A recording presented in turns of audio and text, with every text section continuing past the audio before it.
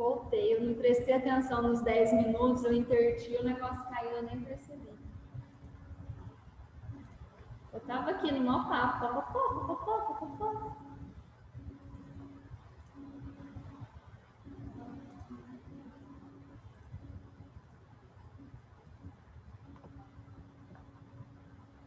Deixa eu dar um minutinho pro pessoal.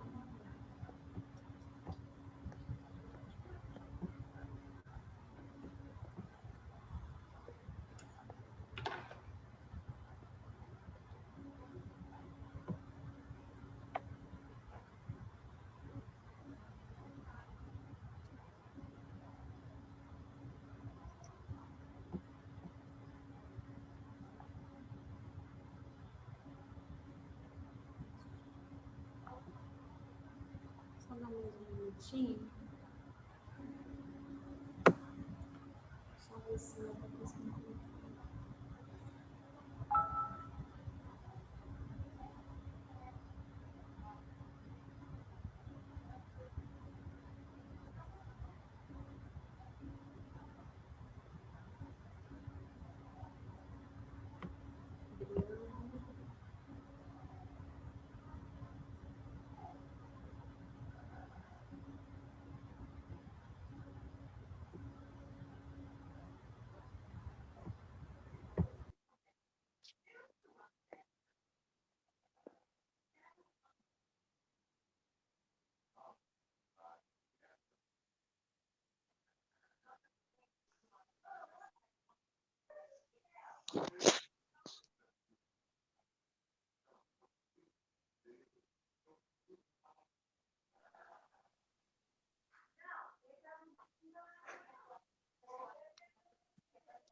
Bom, vamos lá, né, pessoal? Acho que todo mundo que tinha que conectar já conectou.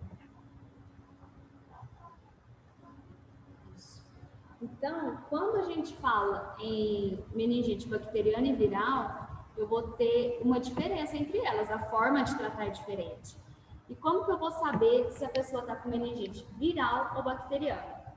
Eu vou pôr essa pessoa que está com suspeita de meningite em posição fetal, igual a mulher quando vai tomar anestesia para ganhar bebê, anestesia AHAC, é a mesma posição. Eles colocam uma agulha semelhante àquela da AHAC e vai tirar um pouco desse líquido, tá? Quando eles tiram o líquor, eles põem num frasquinho, eles olham. O líquor, se ele tiver transparente, que é o normal dele, a pessoa tem uma meningite viral. A forma de tratar é diferente. Quando eu olho esse líquor e ele tá turvo, ou seja, tá meio embaçado, essa pessoa tá com uma meningite bacteriana. Aí o tratamento é feito através de antibiótico, a pessoa tem que ficar internada para tomar antibiótico no hospital e tudo mais. Então, esse é o exame. O líquor, então, ele tem essa função, não só de proteção, mas ele tem a finalidade de diagnóstico, para eu saber se a pessoa, o tipo de meningite, o tipo de inflamação da meninge. E, além disso, ele vai nutrir todo o meu sistema nervoso central. Tavane, de onde vem o líquor? O líquor, ele vem do nosso sangue. Então, como que ele é produzido? Eu tenho sangue, está lá circulando. Ele tem plasma, glóbulos vermelhos, glóbulos brancos e plaquetas. Esses 4 pontos. Aí, ele está circulando. Quando chega... Deixa eu voltar aqui para vocês verem.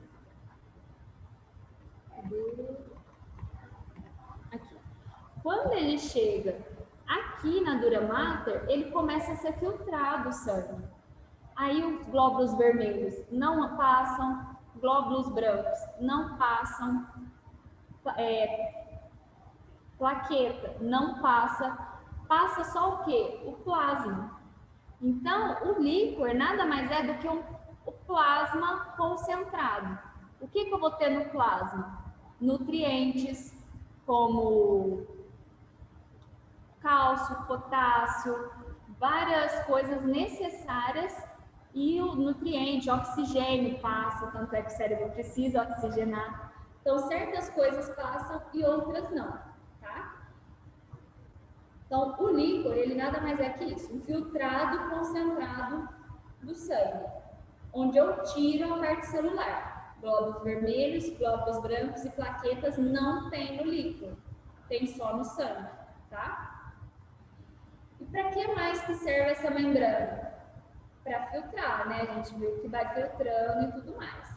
Medicamento, vocês acham que todos passam por essas 3 membranas? Não, na Juliana. Juliana, Blender, tá tudo aí concordando, que não é tudo que passa. Então, essas membranas, elas servem também para filtrar o que vai chegar no cérebro. Por que a gente tem isso? Porque substâncias tóxicas poderiam matar os neurônios. Então, eles controlam tudo que passa. Os medicamentos. Tem alguns medicamentos que passam e outros não. Por isso que alguns medicamentos têm efeito no sistema nervoso central e outros não têm, tá?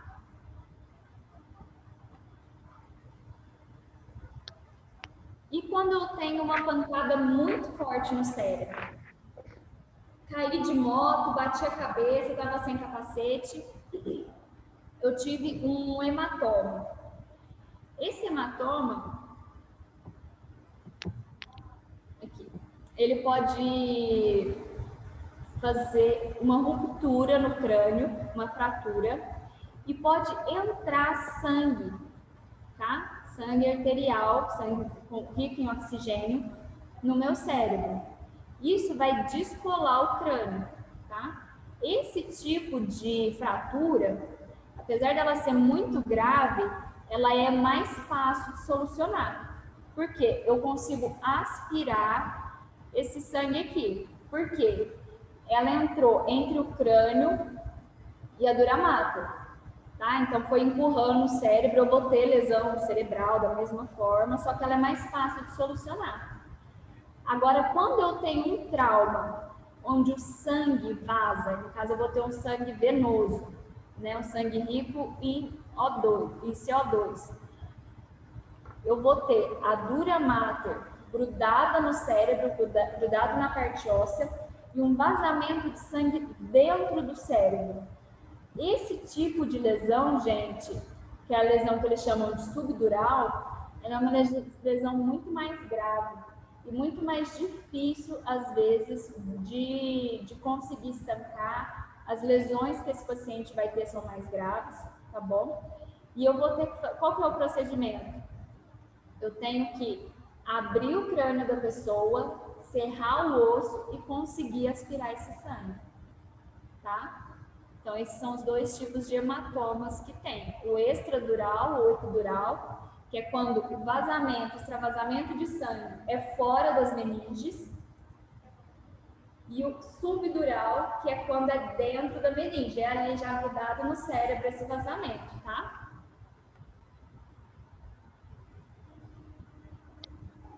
Então, falando dos nervos da medula espinhal. Nós falamos muito já do cérebro, vamos falar um pouquinho da medula. Essa medula, gente, o par de nervos, o nervo vai sair, onde saem esses nervos? Entre um ossinho da coluna e o outro, tá? Então, eu vou ter 31 pares, deixa eu deixar na lá. Eu vou ter 31 pares, eles são formados, os nervos radianos, né? Por neurônios sensoriais que recebem estímulo do ambiente, neurônios motores que levam impulso para os tecidos. Então, todos esses são os efetores. Aqui na medula, eu vou ter aqueles de transmissão, tá? Questão dos nervos. Os nervos vão receber o mesmo nome da parte óssea, tá? Então, eu tenho os nervos cervicais, os nervos torácicos, os nervos lombares e os nervos sacrais. Se eu tiver algum incidente onde uma vértebra e outra pressionam o nervo, eu vou ter a perda de função daquele nervo para baixo. Então, suponhamos que eu tive uma queda e eu lesionei o nervo torácico, que eu estou mostrando aqui para vocês, que são esses rosinhas, esse último par de nervos aqui, torácico. Esse nervo não funciona mais, e todos os nervos daqui para baixo vão parar de funcionar também, tá? Então, quando alguém tem uma lesão na coluna, é importante a gente entender qual é a altura dessa lesão, porque dali para cima continua funcionando normal. O meu problema vai ser daquela região para baixo, tá? Então, aqui, ó, do lado, traz quais são as regiões responsáveis. Então, por exemplo, se eu tive um problema na coluna, no nervo lombar, no último nervo lombar, eu vou ter comprometimento do quê? Olha aqui do lado, os músculos da perna, bexiga e intestino e funções sexuais. Eu vou ter comprometimento dessas partes. Agora, se eu tive uma lesão aqui em cima, na cervical, na última da cervical, eu vou ter comprometimento da mão, do músculo do tórax, dos músculos abdominais, músculo da perna, bexiga, intestino e função sexual. Então, tudo depende de onde ocorre essa lesão, para eu saber qual vai ser o comprometimento que eu vou ter, tá?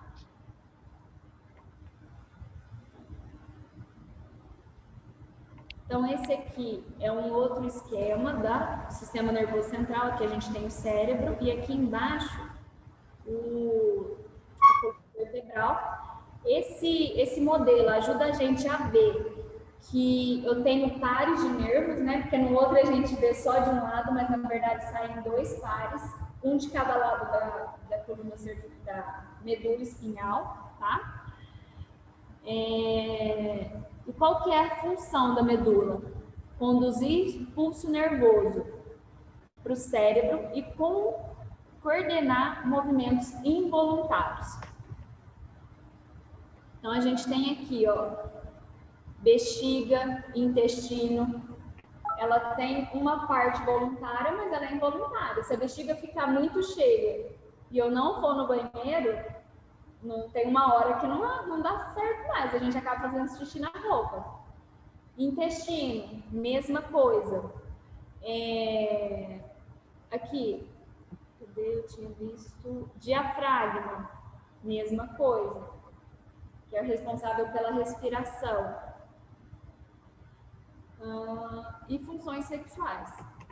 Então, essas partes de reflexos involuntários, eu tenho ali no tronco, e uma parte responsável também na medula, tá? Então, os nervos raquianos são aqueles que conectam com a medula espinhal, sai um par de cada região. Nós vamos ter 31 pares. Aqui é bom para vocês tirarem para estudar, tá? Então, são 8 pares na cervical, 12 pares torácicos, 5 pares na lombar, 5 pares de nervos sacrais e um par que é ali no cóccix, tá? Então, aqui a gente vê uma visão assim, de lado, tá? Esse é o tipo de corte que a gente tá vendo, por isso que a gente tá vendo só um nervo saindo, mas lembra que são sempre 2, tá? Aqui fica mais fácil da gente visualizar, porque ele separa por cor. E em roxo são os cervicais, em laranja são os torácicos, em verde são os lombares, em vermelho os sacrais, e aqui por último o do cóccix. Esse corte anatômico eu gosto dele porque ele mostra como que as meninges protegem a coluna vertebral. Porque no cérebro, como ele é mais redondinho, fica mais fácil da gente visualizar, da gente entender, né? Mas quando a gente fala da coluna, é esse tipo de proteção que as meninges fazem, tá? A gente vê aqui a dura mater da mesma forma, dura mater mais externa, aracnoide, e a pia mater fazendo já o ligamento direto com os nervos da medula espinhal, tá? Então, essas aqui são as barreiras encefálicas. tá? Então, são dispositivos que impedem ou dificultam a passagem de substâncias do sangue para o tecido nervoso. Que além dessas três membranas, né, das meninges, a gente ainda tem uma quarta, que é a barreira hematoencefálica, tá? O que essa barreira faz? Ela dificulta a passagem de sangue para o líquor, que é o líquor que a gente viu que fica circulando ali dentro das meninges, tá? Então, o que essa barreira ela faz? Ela realmente tira toda essa parte celular. Você lembra que eu falei que o líquor era um filtrado do sangue? A barreira hematoencefálica é a peneira. É ela que vai filtrar, vai tirar todas as células, que são glóbulos vermelhos, glóbulos brancos e plaquetas, e vai deixar só o plasma passar e formar o líquido, tá? Deixa eu ver aqui.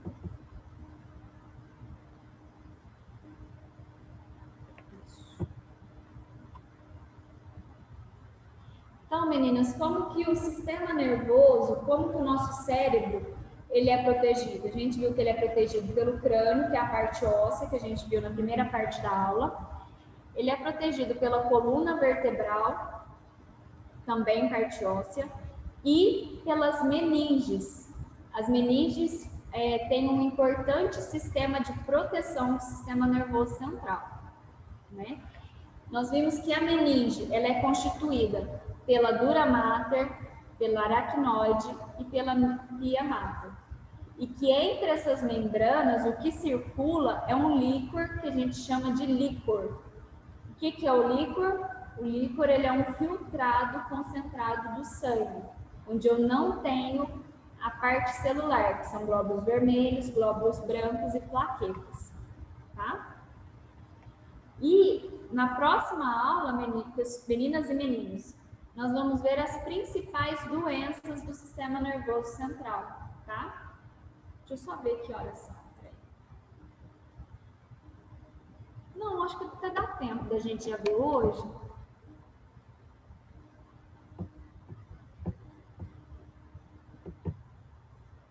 As principais doenças. Achei que fosse mais tarde. Ai, gente.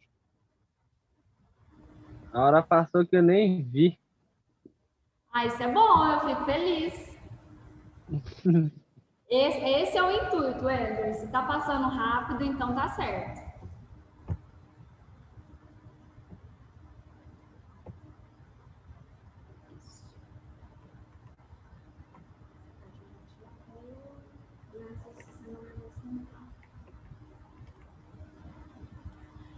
Então vamos lá, pessoal. Quais são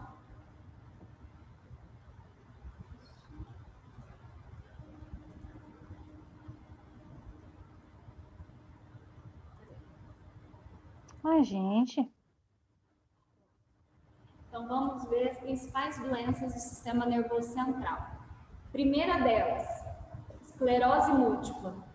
O que é esclerose múltipla? É uma doença autoimune. Para quem já assistiu o seriado chamado House, já viu muito falar de doença autoimune. O que é uma doença autoimune? É quando o nosso corpo, nossas células de defesa, começam a atacar o nosso próprio corpo. Então, o nosso corpo vai nos destruindo, são doenças autoimunes.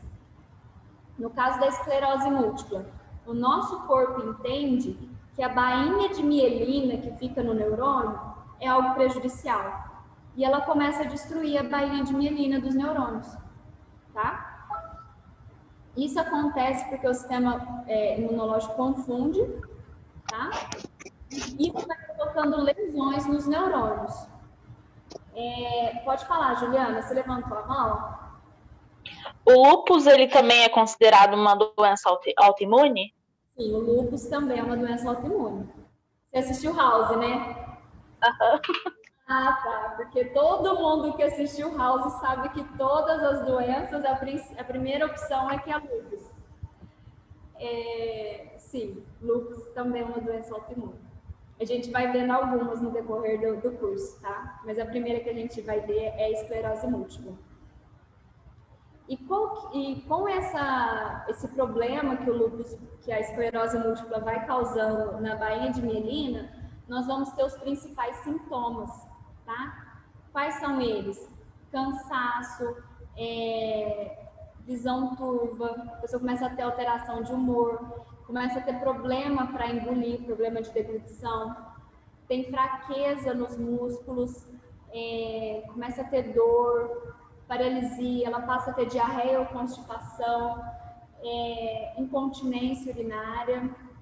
Então, vão tendo várias consequências. E, infelizmente, gente, a esclerose múltipla é uma das doenças que ela é degenerativa, ou seja, ela, a partir do momento que eu tive a perda daquele neurônio, a perda daquela bainha de mielina, ela não retrocede, é daquilo lá para frente. Daquele ponto, a pessoa vai se prejudicando cada vez mais. Tá? É uma doença muito triste. Se alguém já conviveu, já visualizou alguém que tem esclerose múltipla, vai ver que é uma doença muito, muito triste. Tá? Então, quando a gente fala principais sintomas, tem problema cognitivo, problema na bexiga, disfunção sexual também. Por fim, a pessoa passa a ter problema de fala, não consegue mais engolir. E, por fim, ela perde a mobilidade. Então, é muito triste. Se vocês quiserem ver mais sobre a esclerose múltipla, podem acessar esse site que está aí embaixo. Tem uma parte explicando só de esclerose múltipla, mostrando as consequências, como que a pessoa fica, tá? Segunda doença, epilepsia. O que é a epilepsia? É um distúrbio neurológico muito comum, tá? No qual a atividade normal das células cerebrais, às vezes elas ficam alteradas. Isso vai resultar em sensações e emoções e comportamentos estranhos, tá? A gente conhece a epilepsia por quê? Porque geralmente causa convulsão, causa espasmos musculares e até a perda de consciência, tá? É uma doença que, graças a Deus, hoje ela é muito mais esclarecida. Antigamente, as pessoas associavam a possessões demoníacas, a coisa desse tipo. Agora não, as pessoas entendem que é uma doença, é como se o nosso cérebro, ele tem as conexões normais, né, que a gente viu naquele slide, que são como se fossem feixes de luz. Na epilepsia, é como se fosse uma tempestade de raio, tudo começa a ligar ao mesmo tempo, a pessoa começa a ter problema e por fim ela entra em convulsão e pode ter até desmaio, tá? Os 14 efeitos da epilepsia, pessoas que têm esse tipo de doença. Vai ter confusão mental, esquecimento, dificuldade para respirar, movimentos incontroláveis, tá? Principalmente durante a convulsão, falta de controle intestinal, ou seja, a pessoa pode fazer fezes, evacuar nas roupas, depressão, euforia, batimento cardíaco anormal, às vezes a pessoa confunde com ansiedade, e perda do tônus muscular. A epilepsia, geralmente, ela é descoberta na infância, tá? Então, com o uso de medicamento, a gente consegue controlar. Que é como se, a epilepsia é como se fosse uma chuva, né? De raios dentro da cabeça da pessoa. O que o medicamento faz? Diminui essa intensidade, faz o cérebro funcionar um grau a menos, faz a pessoa desacelerar e ela consegue ter uma vida normal, tá? Desde que ela sempre faça o acompanhamento certinho com a medicação. E essa, que eu também acho que é uma doença muito triste, a gente estuda muito no curso de cuidador de idosos, tá? Que é o mal de Parkinson. É uma doença progressiva do sistema neurológico, que afeta principalmente o cérebro. O mal de Parkinson, ele está associado à terceira idade, né, aos idosos. Ele é caracterizado principalmente por prejudicar a coordenação motora, provoca tremores, dificuldades para caminhar, dificuldade para se movimentar, tá bom? Hoje a gente sabe que alguns fatores podem tá associados a essas doenças. O que é o principal quando a gente fala de mal de Parkinson? Ela é como a esclerose múltipla, ela é degenerativa. Então, o ideal é eu descobrir o quanto antes. Por quê? Quando eu descubro cedo que a pessoa tem mal de Parkinson, eu entro com o tratamento e eu diminuo a velocidade de evolução, tá? Mas é uma doença muito triste, porque quando a pessoa descobre que ela tem mal de Parkinson, o que a gente faz é isso. Tenta travar a pessoa no estágio mais leve. Mas a pessoa começa com rigidez nas costas, tremores na perna, tremores na mão, que é aquele tremor característico, né, do mal de Parkinson. Ela vai ter alterações nas expressões faciais. Depois, a pessoa começa a ter perda de memória, dificuldade de alimentação, dificuldade de engolir, de deglutição, até que, por fim, a pessoa fica acamada, tem problemas respiratórios, não consegue segurar mais urina, fezes. Então, é uma doença muito triste e ela é evolutiva. Eu sei que uma pessoa com mal de Parkinson, se ela não morrer antes por alguma outra coisa, esse é o quadro evolutivo. É por isso que a pessoa vai passar. Então, o que é o ideal quando a pessoa começa a apresentar os primeiros sintomas? A gente encaminhar para o médico, de preferência o médico bom, né, fazer um diagnóstico precoce, porque quando a pessoa começa a tomar a medicação, eu travo a pessoa ali só no tremor, só no andar lento, na marcha embaralhada, e eu não deixo com o medicamento, vai demorar mais tempo para a pessoa pular para as próximas fases, tá? Ter problema de engolir e os demais problemas, tá? Para quem faz tratamento de mal de Parkinson, a terapia é essencial. A pessoa não pode ficar sem remédio, ela tem que fazer o uso desse medicamento certinho, senão ela vai evoluir, tá? A doença irmã do mal de Parkinson, o mal de Alzheimer. A evolução é muito similar, tá? Qual que é a diferença do mal de Parkinson com o mal de Alzheimer? O Parkinson, ele é motor, a pessoa tem problemas musculares, né? Só que a cabeça da pessoa tá ótima. Ela tem, e eu acho o Parkinson mais triste que o Alzheimer, porque no Parkinson a pessoa tem consciência que ela tá limitada, ela tem consciência de tudo que está acontecendo com ela. No Alzheimer, não. No Alzheimer, a pessoa, ela perde a consciência, ela começa a lembrar do passado, ela perde a consciência do agora, ela fica esquecida, ela perde a memória de curto prazo. E assim como o mal de Parkinson, vai evoluindo, não fica preso só na memória, começa com problema de memória. Mas, por fim, a pessoa vai tendo também problema para engolir, problema para fazer as necessidades, ela passa aí fazendo as necessidades na roupa, ela vai virando uma criança. E, por fim, problemas pulmonares, ela vai ficar de cama. Então, são doenças muito limitantes. E o que a gente pode fazer como atendente de farmácia, como farmacêutico, é isso: tentar descobrir o quanto antes e entrar com um tratamento medicamentoso, tá? Depois nós vamos ter o AVC, que é o acidente vascular cerebral. O que é o AVC? O AVC é quando o suprimento de sangue que vai para o cérebro, ele é interrompido drasticamente. Então, os nossos neurônios, eles ficam sem oxigênio e sem nutrientes, tá? E eu posso ter, deixa eu só ver esse desenho aqui que eu estava procurando. O AVC, eu tenho dois tipos. Eu tenho o isquêmico e eu tenho o hemorrágico. O que é o acidente vascular hemorrágico? Quando um vaso sanguíneo ele se rompe, tá? E começa a extravasar sangue em cima do cérebro mesmo, em cima dos neurônios, tá? Quando eu tenho um AVC hemorrágico, muito pior para o meu paciente, tá? As chances de recuperação são mais difíceis, a recuperação desse paciente é mais difícil e geralmente a extensão dos danos é maior, tá? E o AVC isquêmico é quando o vaso sanguíneo que leva o sangue até no cérebro, ele entope. Ele só entope. Quando ele entope, não chega o sangue. Então, vai ficando sem oxigênio, sem nutrientes. Também é muito ruim. Mas, geralmente, os danos por AVC isquêmico não são tão drásticos, tá? Porque chega no hospital, eles põem um coagulante, um anticoagulante, a pessoa toma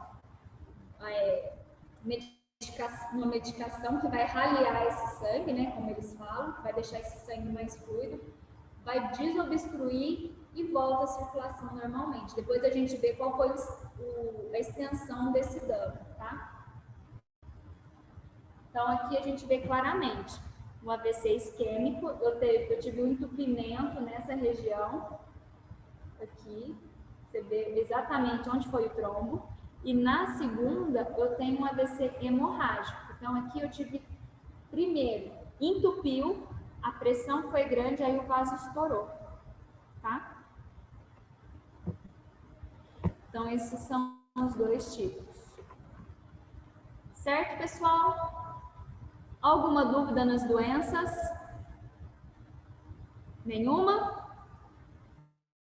100%? Então, tá bom. Ó, na próxima aula, então, a gente vai continuar.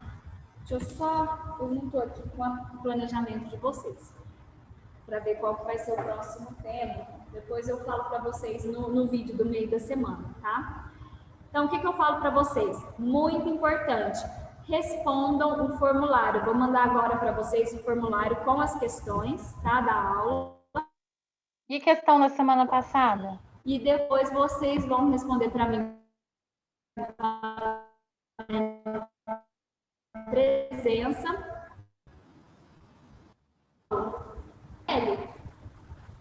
Foi, Gisele? Isso. A questão da semana passada, Gisele, se você ainda não respondeu, você me chama no WhatsApp, tá? Não, eu respondi.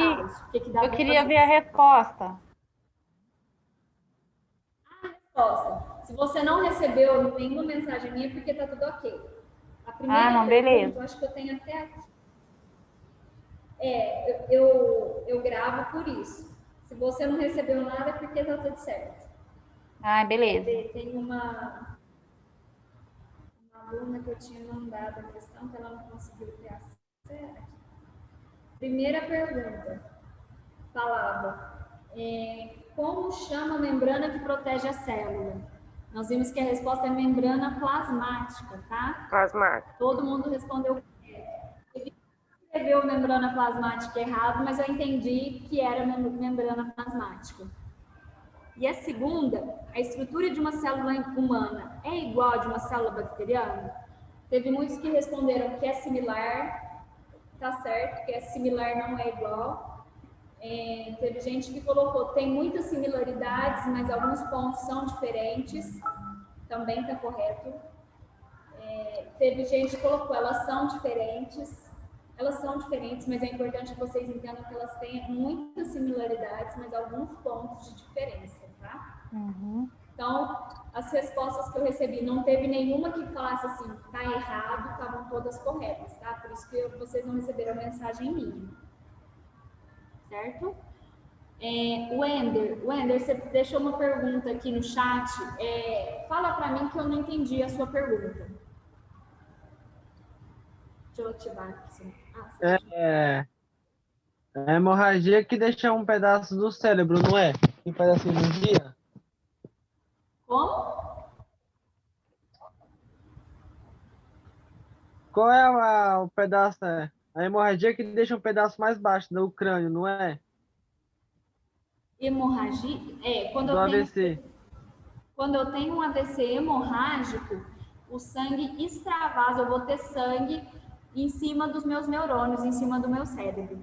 Esse sangue, ele precisa ser tirado, tá? Mas quando eu tenho um AVC hemorrágico, ele vai ser muito mais agressivo, a pessoa vai ter comprometimentos maiores, às vezes fica até de cama. É um AVC mais agressivo.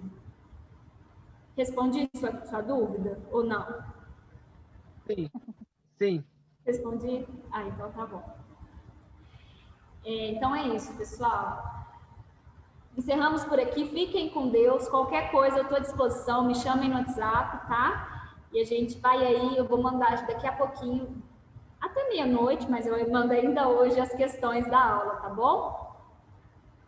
E o vídeo também, se vocês quiserem assistir essa aula novamente. Uhum. Tá bom? Então, pessoal, um beijo para vocês. Bom descanso. Obrigada. Aproveitem e se cuidem. Obrigado. Viu? Na fase vermelha, então, pelo amor de Deus, fiquem. Obrigada. Se cuidem aí da saúde, tá bom? Obrigada. Tchau, tchau. Obrigada. Tchau. Tchau.